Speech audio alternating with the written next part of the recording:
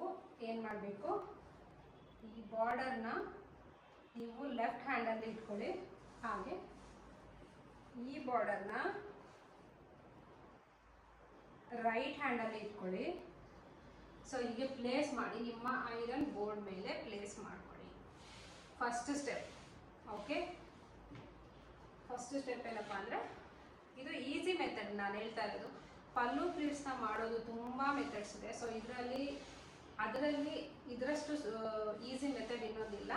So okay, this is ಈ border ಅನ್ನೋದು ನಮಗೆ ಅಪ್ ಸೈಡ್ ಬರುತ್ತೆ.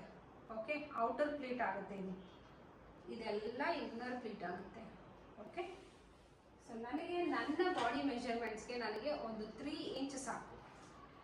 ಓಕೆ, ಔಟರ್ ಪ್ಲೀಟ್ ಅನ್ನೋದು ನನಗೆ 3 ಇಂಚ್ ಸಾಕು. ಸೊ ಇಲ್ಲಿ ಮಾರ್ಕ್ ಇದೆ, ನಾನಿಲ್ಲಿ ಫೋಲ್ಡ್ ಮಾಡ್ಕೊಳ್ತೀನಿ. ಇದನ್ನು ಹೀಗೆ ಫೋಲ್ಡ್ ಮಾಡಿಕೊಂಡು